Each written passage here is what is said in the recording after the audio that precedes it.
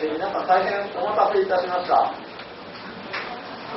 それではこれから、リーナス・トーバルズさんの、講演会を始めさせていただきます。私、司会進行役を務めさせていただきます、小野です。どうぞよろしくお願いいたします。本日は、非常に、急な、来日というのが決定しまして、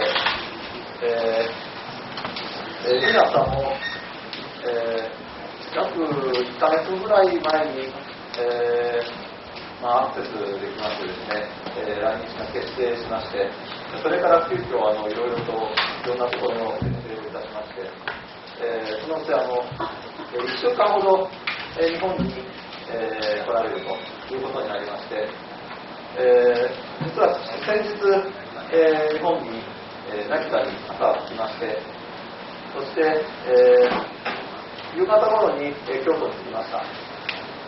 本日、このような、講演を開きまして、その後、宴会等があるわけですが、その後、京都見物、京都あるいは大阪の方を観光されまして、それから横浜、東京の方へ行かれる予定です。ご存知の通り、リーナさんは、Linux、と呼ばれる、PC Unix の、開発者、メインの開発者でありまして、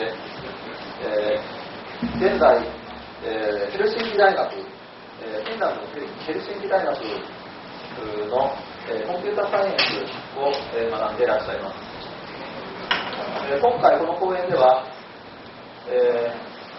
いろいろと、簡単な、Linux の紹介ではなくてですね、もうちょっと踏み込んだ、開発に関することだとか、そういったことについても、講演していただけることになっております。しかしまして、ザ・リヌクスカンプ、カーネルという、そういった題目で、講演、していただきます。それでは、リーナさんお願いします。Hello,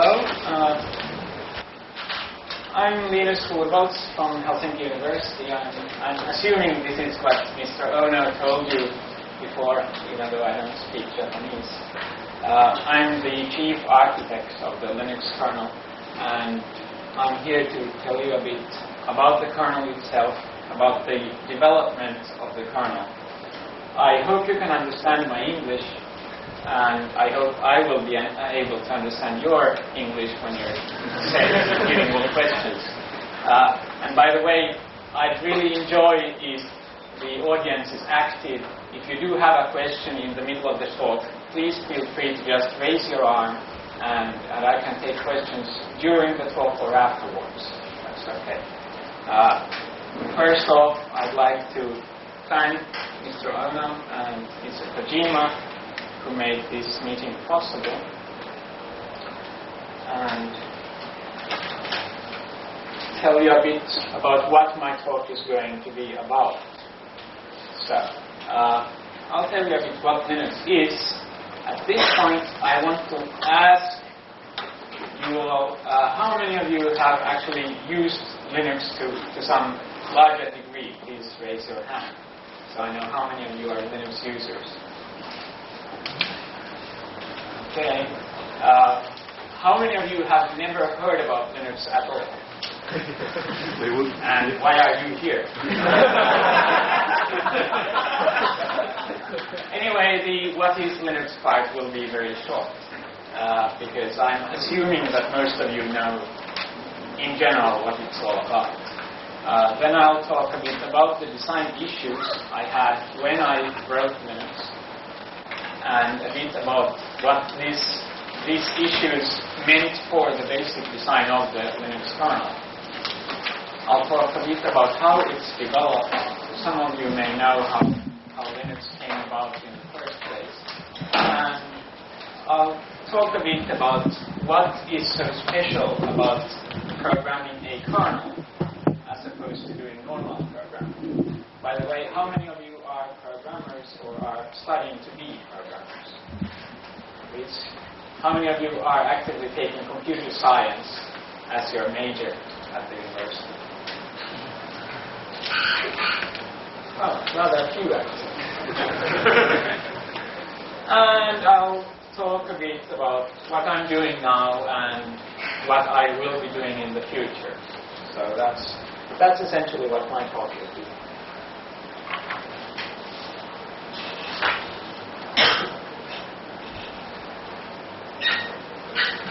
Anyway, this is my basic what is Linux slide, and hopefully this will not be anything really new for you. Linux is a Unix clone. That essentially means that Linux is not based on the original Unix sources like the BSD kernel is, for example, but instead it tries to do the same things. Quite the same way normal PC clones are not made by IBM, but normal PC clones are usually better than the PCs made by IBM. I hope that Linux will be better than the Unix made by original. But being a clone really means that you want to do everything the original did. So Linux really does not try to be a new operating system. It just tries to be basic Unix with all the features that means multi-user, good networking, good protection for bad programs, and so on and so on. Linux has a few features added to basic Unix, but I try to keep those minimized and only when it really makes sense. So the most important thing about Linux is it's source compatible with Unix, and I put the citation marks around Unix because there is no such thing as one standard Unix. There are a few standards. One of the most important ones is the POSIX standard, the Portable Operating System Interface standard. And then Linux tries to follow that, as well as having all the extensions that people are used to, Unix people are used to. So Linux has the System File and the BSD Unix extensions. So anybody coming from the BSD world, for example, won't be shocked when he comes to Linux because everything will work the way he's used to it. Also, in addition to being source compatible with Unix, we're trying to be binary compatible with some things. There is the DOS emulation module or program which allows you to run old DOS programs. The IBCS2 module is a set of routines which allow Linux to run commercial 386 Unix binaries. So programs you can buy for SCO Unix, for example, SCO, will run under Linux to the degree that you can buy WordPerfect for SCO and run it on top of Linux instead. Also on the Digital Alpha machines, Linux will be or is source compatible with digital Unix, so you can run your digital Unix binaries under Linux on the Alpha. Finally, we're trying to, or there is a project to make Linux binary compatible with Windows to some degree. The project is called Wine. It doesn't really work yet. Some Windows programs run, notably Solitaire, the card game, and Minesweeper. Some people say that the two most important Windows programs already run, but other people want to run such things like Word for Windows, and that doesn't, at this point, yet work. Okay, this is my sales figures slide, and I want to point out that I'm not selling Linux, and these sales figures are made up. They try to be accurate, but I do not have any really accurate count of Linux users. So these are just some guesses at how many Linux users there are. And you notice that the scale is logarithmic, so for each line, the number of people using Linux multiplies by 10. And 1991, obviously, initially there was one Linux user, that was me, but during the same year we got a few more, so 10 Linux users by fall 91 is a reasonable approximation. And it's been growing in a nice linear line so far. And now those of you who are studying mathematics or any of or know what the logarithmic scale means, and if you extend that line, then in 2 years we'll have something like 50 million users, and in 4 more years we'll have more users than there are people on this planet. So obviously this line can't continue forever, but it looks good.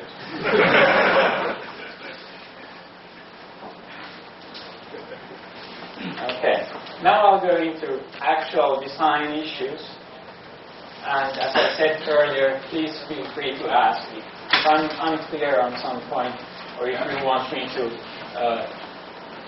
tell you more about something, just ask. Anyway, one of the most important things with Linux, initially at least, was the KISS principle. And this is keep it simple, stupid, or keep it simple, signy, depending on who you ask what KISS means. But the general idea is that a kernel is not a very easy program to do. So in order to succeed at all, you need to try to keep it simple. The end result will be complex enough as it is, even if you don't try to make it complex. The other major design issue was compatibility. I wanted to make my own Unix, but I did not want to write my own programs.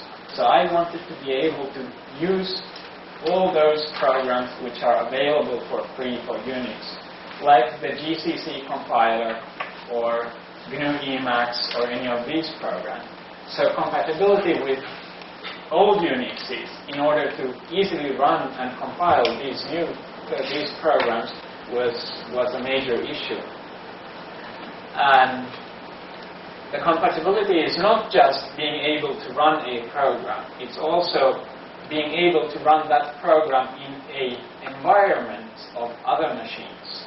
So Linux tries to be compatible with different Unixes in a networking sense too, of course, so that you can use Linux at the same time as you're using HP Unix, or if you're using BSD on another machine, these two machines will happily coexist together. A third point, which I consider very important for any program I make, is performance. I really dislike slow programs. I dislike knowing that the machine I have is a very fast machine, and then some slow program makes it look bad. So I wanted Linux to be fast. This means that when I get a new machine which has a new feature, I want to use that feature to make Linux faster. On a Pentium, for example, Linux will use the new Pentium memory management features. I'm not going into details, but the idea is that Linux is optimized for fast machines. On the other hand, I try to keep an old, slow 386 usable, even though I don't want to use it personally.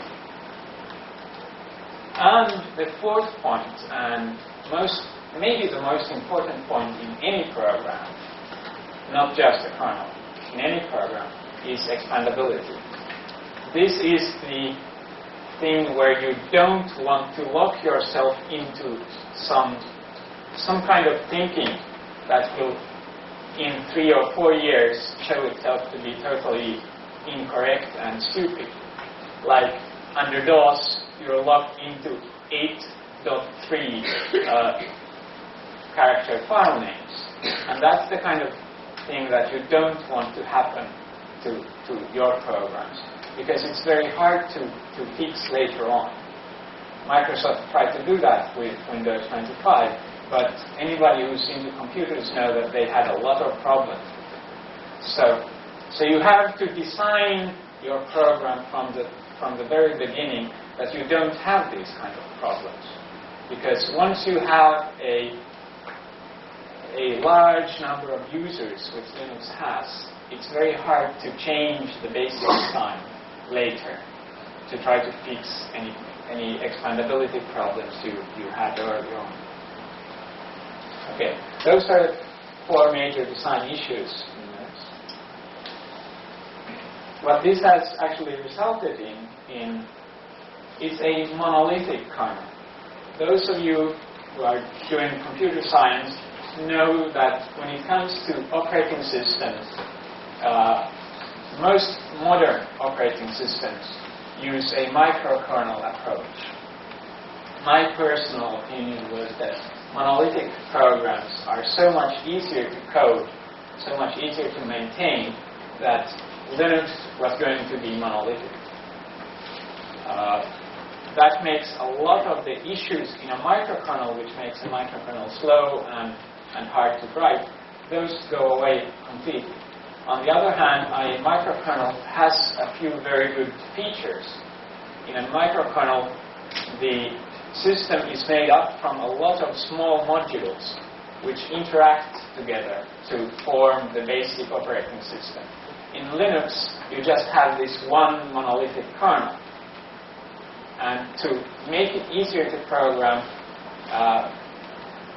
Linux developers, me and others doing Linux, try to keep the kernel modular, but on a source level, trying to keep things that are separate from each other on a conceptual level, try to keep them in separate source files and separate directories, for example.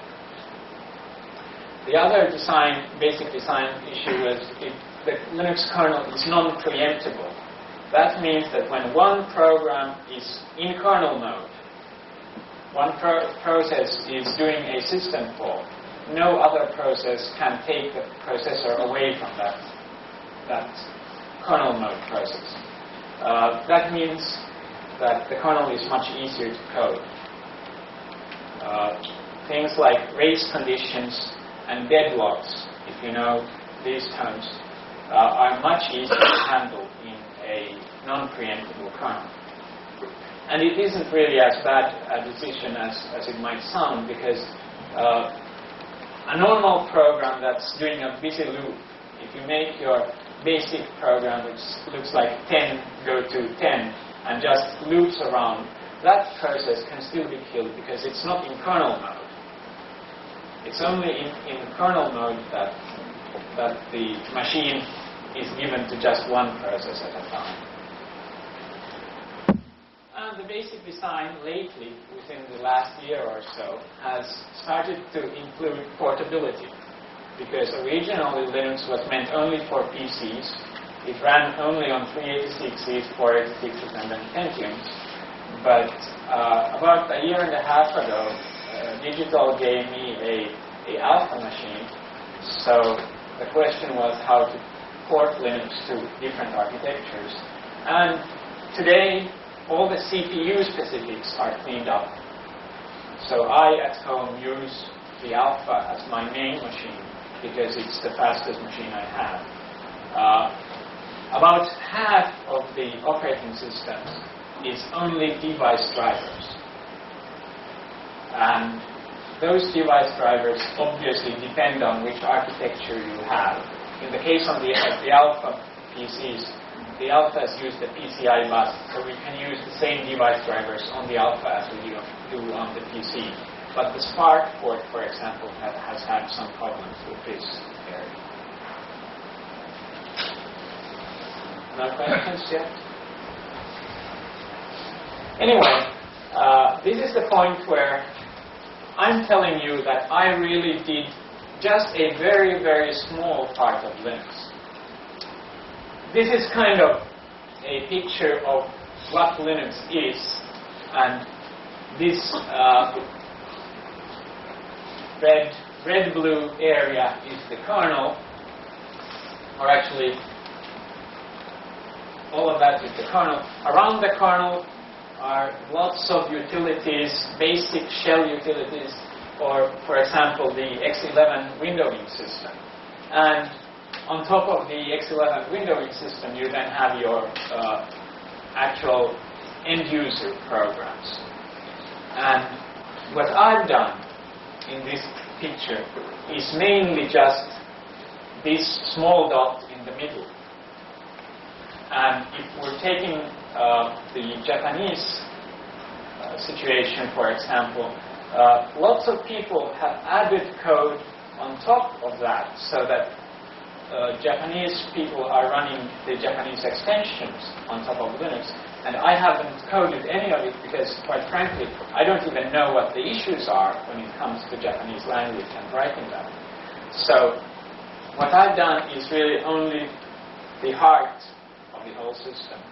And there are thousands and thousands of people who have written code for Linux or have written code for Unix that we have been able to use under Linux. And it is thanks to those thousands and thousands of people that Linux is as usable as it is today.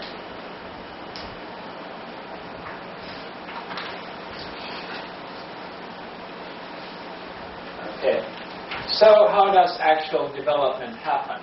In the case of the Linux kernel, what I do is I have a very open development tree.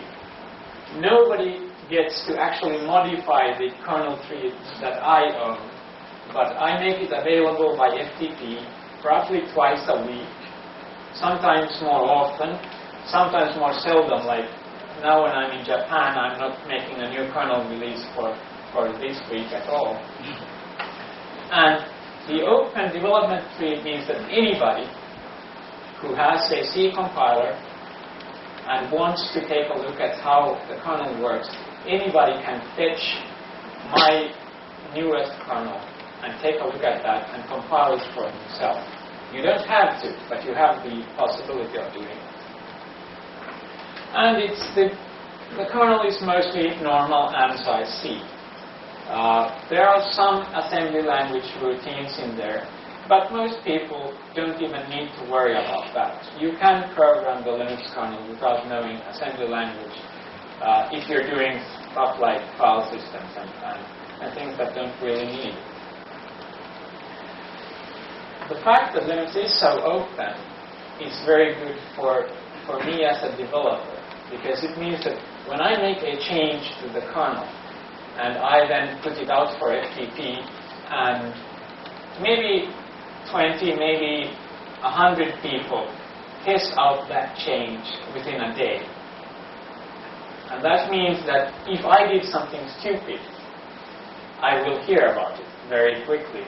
People will send me email and say, Linus, you're stupid, this doesn't work for me. And this also means that I can fix those problems very quickly.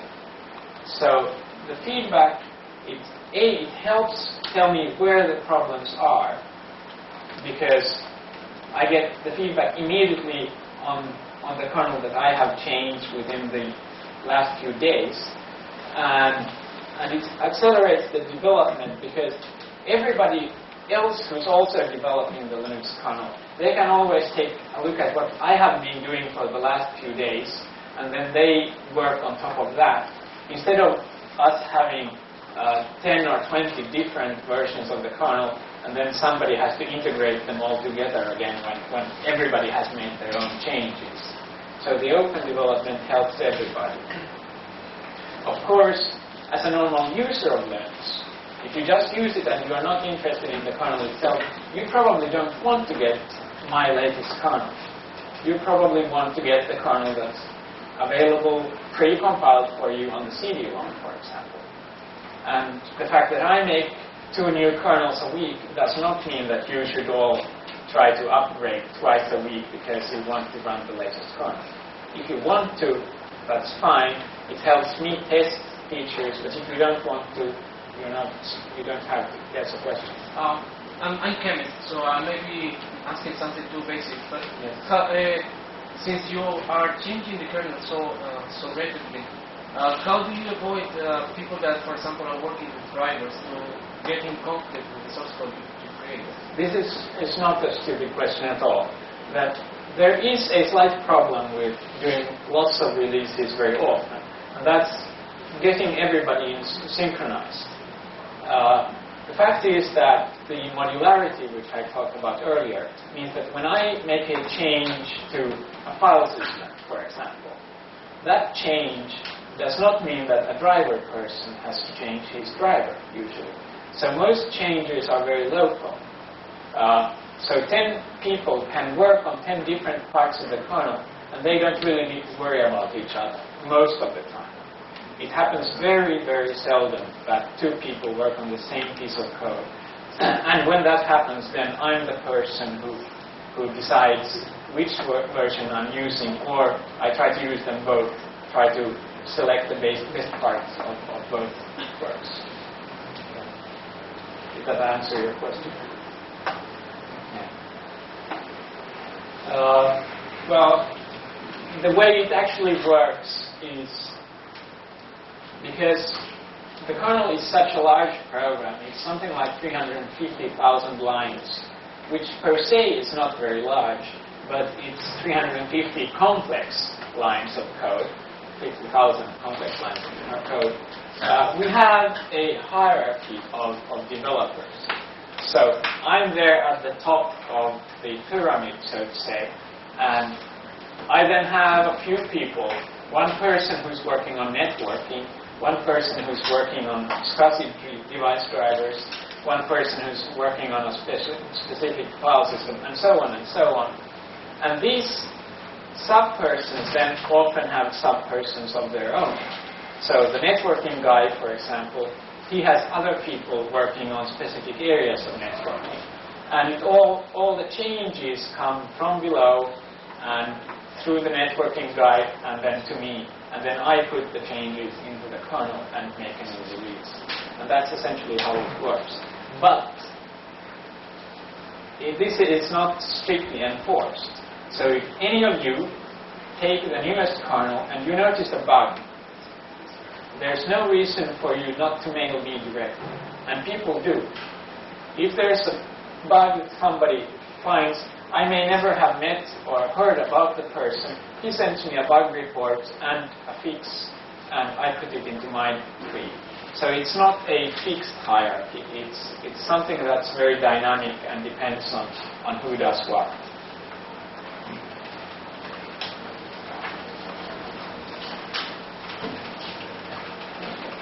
This is my basic slide for those of you who are maybe interested in trying to change the Linux kernel itself. How many of you have taken a look at the Linux kernel source code? Very, very few. That's strange. Maybe in many other places I've been to, a lot more people have actually taken a look into the kernel source code because it's very interesting to read. It's a very interesting program, at least I feel that way. And there are some dangerous things that people do, and people who aren't used to writing kernels. And these are the 3 major problems with writing an operating system. One thing is the multi-threaded nature of the kernel. When the kernel is the program that looks to every other program and sees that they are running. So if you have 100 processes running on the same machine, the kernel handles them all. And the kernel has to see that if 2 processes try to do the same thing at once, the kernel is the one who decides which one goes first. And there are race conditions and deadlocks you have to take care of. And those are things you don't see in normal programs. And they are not very easy to notice. So if you ever take a look at the kernel, you may notice that the kernel seems to do some things that you say, hey, this is silly. Why does it do it? That it does the same check twice, for example. And that's because there are some issues that happen only in a kernel, not in a normal program. Another one is security. Because we are a multitasking system, a normal user program is not supposed to be able to bring a machine down if the normal user program does something stupid. it's not good when one process can crash the whole machine. So you have to be very, very security conscious when you're doing kernel. Because maybe there are 100 people using the same machine at the same time, and you don't want one person to read mail, other people's mail and so on, for example, or just crash the machine. And the third problem is that because the kernel is the one that handles all the memory allocation and all the process slotting for normal programs, the kernel can't handle it for itself. You have to write the code yourself. If you need more memory, you just can't assume that the kernel will hand it to you because you are the kernel. So you have to handle all your stack and memory allocations by hand instead of just assuming that they work like you usually do under Unix. Okay.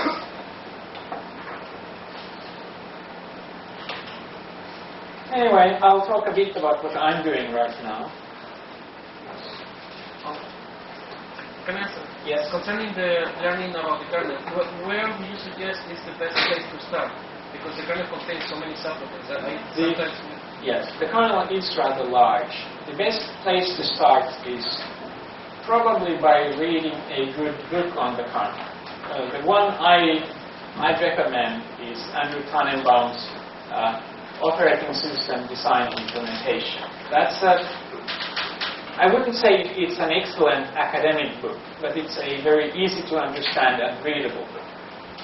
And once you've understood all the issues, then you take a look at the scheduler in the Linux kernel, for example. There's one file that decides which process gets to run. That's in the kernel subdirectory, and I can go into details after the talk if you want. Any other questions? You're allowed, I don't mind it. No other questions. Anyway, what I'm working on right now, mostly, is the portability issues. We started out from the Intel 8086 architecture, and now we're expanding to, as I mentioned earlier, the DEC Alpha is already working. The MIPS port is going on in Germany. They are reasonably far on that road already, so they have a shell working. The PowerPC port, if you take a look at the latest kernel, which happens to be 1.3.45, that already has some PowerPC code. I'd like to mention that the DEC Alpha, that works already. The PowerPC does not. And it will probably be at least half a year until it's usable in any form. The Spark ports, if you have an old Spark lying about, one of the 4 series Sparks, you can try out the Linux kernel. It runs already, but it's even more unstable than Solaris.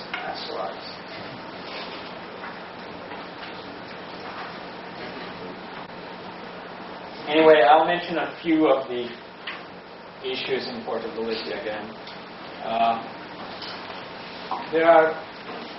I'll actually start from the bottom, because that's one of the interesting points. Because one of the reasons I like the Alpha so much is that it's no longer a 32-bit machine. It's a 64-bit machine with 64-bit pointers and 64-bit registers for integer data. And this obviously makes for some changes in the operating system that supports it. Instead of having a 4 gigabyte address space, on the Alpha you have a 8 terabyte address space. And that's a lot of virtual memory. And you have to handle it a different way. So that's one difference. Another difference between different architectures is the device drivers. This hasn't been much of an issue on the Alpha, because as I mentioned, the Alpha uses PCR. So those are mostly the same device drivers as on a PC. But on the Spark and on the Atari and Amiga ports, you had to write all the device drivers anew because they had completely different approaches to handling I/O bus issues and so on. Processors are obviously very different. Even if you discount things like the 64 and 32-bit differences, different processors have alignment restrictions. For example, on a 386 you can access any part of any memory and you never need to worry about alignment. On the Alpha, on the other hand, if you want to load in a long word, 8 bytes in one go, it has to be aligned, or the processor will track to the operating system. And caches, processor state are different between different processors. So there are lots of issues that you never need to take into account when you're doing user programs, but which are very important in a kernel. The memory management, how the page tables are handled to give user processes the memory they need to be able to run.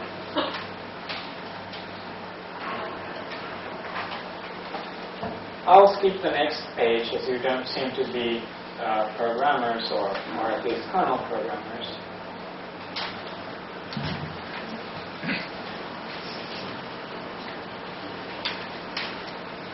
And instead I'll just go to the future.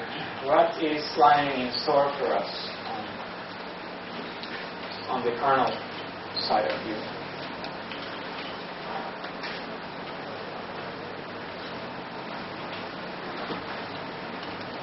This is my kernel future. I have a future for the rest of the systems too.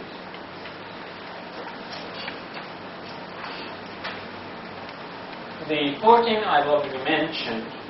File system optimizations are essentially things that I want to do to make file operations faster than they already are. And Linux is not slow at file system operations, but I know that in some areas Linux could be faster, and this is going to be improved in the future. I already know how to do it. Now it's just the major problem of actually coding. One thing that's also important is kernel threads. Being able to, in the same process, run different threads of executions. So that in a windowing system, for example, one thread handles user input while another thread just does the calculations.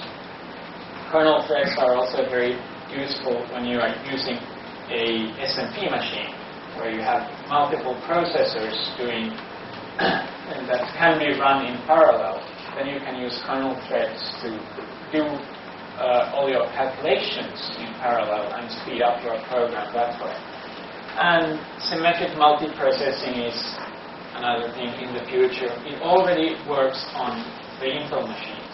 You can buy a dual Pentium system and run Linux on it, and Linux will use both processors, or 4 processors if you want to be faster. This is still being developed, so it's not exactly stable yet, but it works for a lot of people, and if you really need the speed, that's one way to go. Another thing is loadable modules, being able to load in drivers for new hardware on the fly, so that if you have a sound card, for example, but you don't use it all the time, you can load in a module which is the driver for that sound card only when you actually need it. So that when you don't need it anymore, you unload it and you can use the memory for something else, which is more important. That's the kernel working future.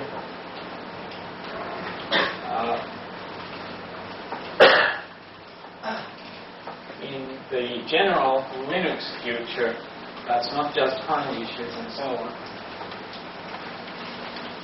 We hope for source compatibility. It's already there, but we'd like to have the paper which says so. You can actually ratify that Linux is POSIX.1 conforming, for example. And nobody has done this yet because it costs a lot of money. But there has been some discussions about a US company actually ratifying that yes, Linux is Unix compatible. We also want to be binary compatible. I mentioned this. I also mentioned that it doesn't work quite yet. The Wine project has really advanced a lot the last half year or so. I hope that real programs will start running within the next half year.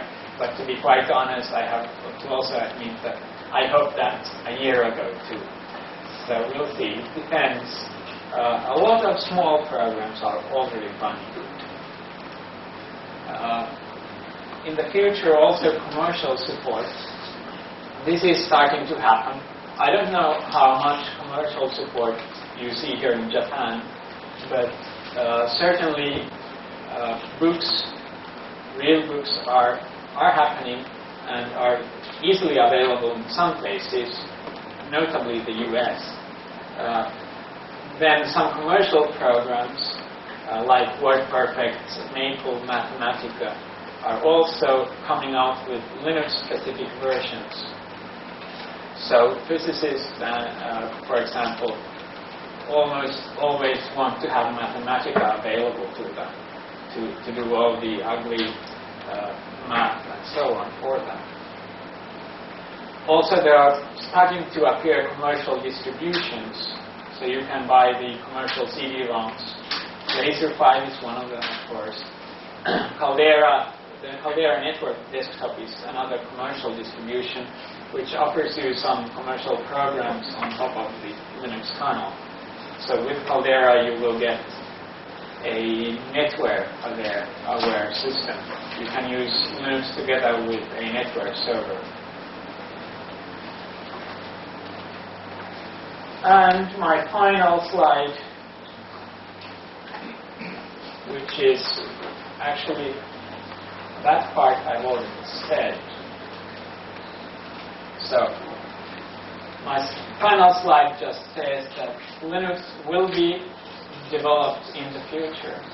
I've been doing it for 5 years now, and I don't see myself stopping at this point. The current stable kernel is the 1.2 series, and that's the kernel you'll probably find on the Laser5 disk, for example. The kernels I am working on is the 1.3 series. That's the development kernel which developers use, but they may be unstable. So some versions, if I have done something stupid, they can crash on you. So I would suggest that you don't use 1.3 unless you really need it or unless you think that you can handle any problems which come up. I will be making a Linux 2.0. That's the next stable version, and I will hopefully start the code freeze. That's when I don't accept any more features for it at the end of this year, maybe early next year. And then after a few months of extensive testing, we'll come out with 2.0, which will be the same as 1.3, but it has been tested extensively so that we can be certain that 2.0 is actually stable. And the reason I could have gone from 1.3 to 1.4, and that was the original plan, but actually the two things I wanted for 2.0, and that's multi-architecture support and SMP, those are already in the default kernel, so I decided that especially the SMP support is worth a major number change, and that's why the next stable version will probably be 2.0. Okay. This concludes my talk. Okay, maybe we'll go to the demonstration. Thanks very much.